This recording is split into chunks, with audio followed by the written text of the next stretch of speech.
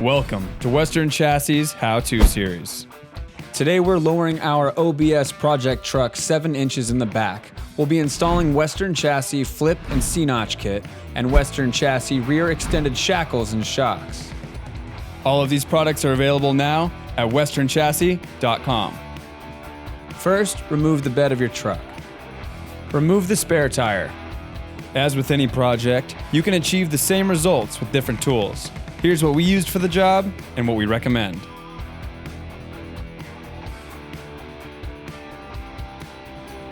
Remove the bump stop with a 15mm wrench. Using two 13mm wrenches, remove the bolts securing the brake lines and electrical to the chassis. Right now I'm just getting this rear wiring harness out of the way that's for tail lights, brake lights, turn signals, because over in this section we're going to be cutting and we don't want to damage our wiring.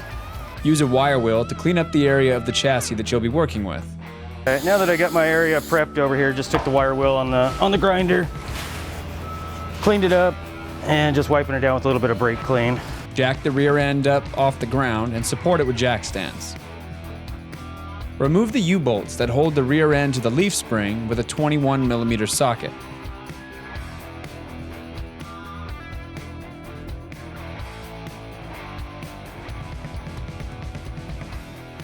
Using two 21mm wrenches, remove the 3 nuts holding the front and back of the leaf springs and shackle.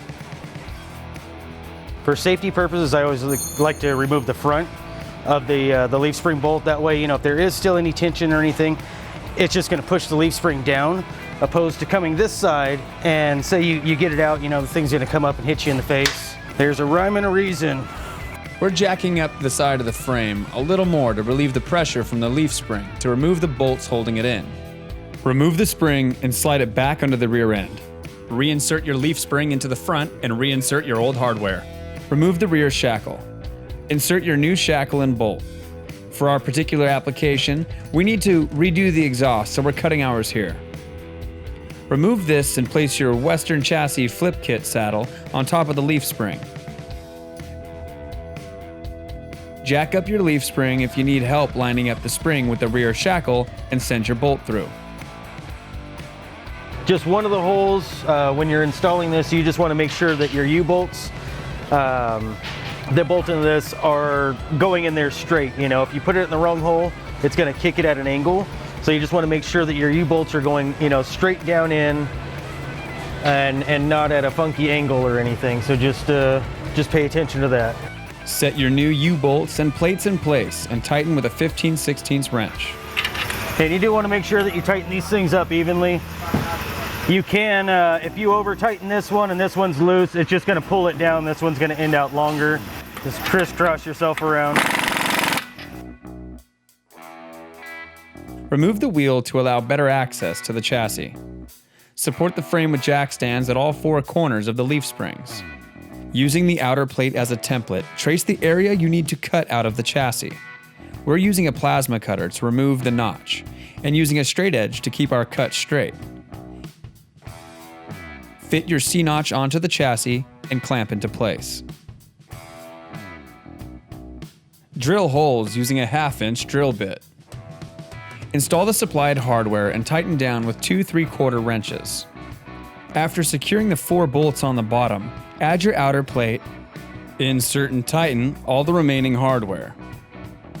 Tighten the 3 bolts that attach the leaf spring and shackle to the chassis with 2 21mm wrenches.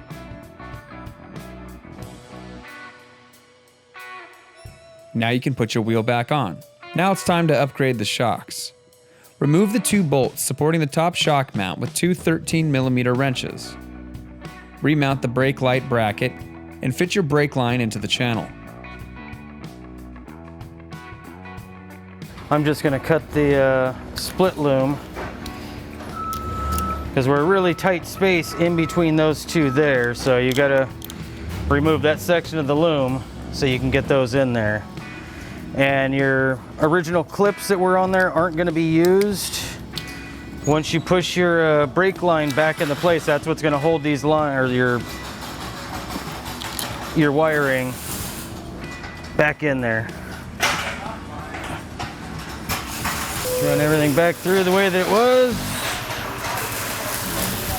And there you have it. 21 millimeter on the outside bolt, or on the nut itself. Bolt side is 18 millimeter. Now you can remove your shock completely. Now we're installing our rear shock extenders. Okay, with our e-brake bracket cable here, it's got a little tab that would set on the back of the factory one, but with these shock extenders, it blocks that. So we have to roll this out a little bit. Tighten the supplied hardware with 2 3/4-inch wrenches to secure your lower shock extenders. Tighten the supplied hardware with 2 3/4-inch wrenches. After tightening the lower shock mount, get your top shock mount in position. We're choosing to replace our old non-factory hardware, but you can use your old hardware from earlier. With doing that notch and the flip kit, basically it's going to put that rear end extremely close to this. You're gonna have to notch this out, or you can remove the whole thing, it's up to you.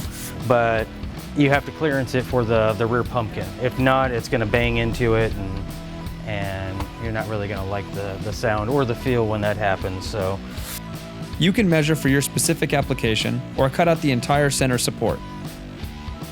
Now simply replace the bed and enjoy the new ride and ride height of your truck. Stay tuned for part 2, where we teach you how to lower the front end by 5 inches. Thank you for shopping with Western Chassis at westernchassis.com.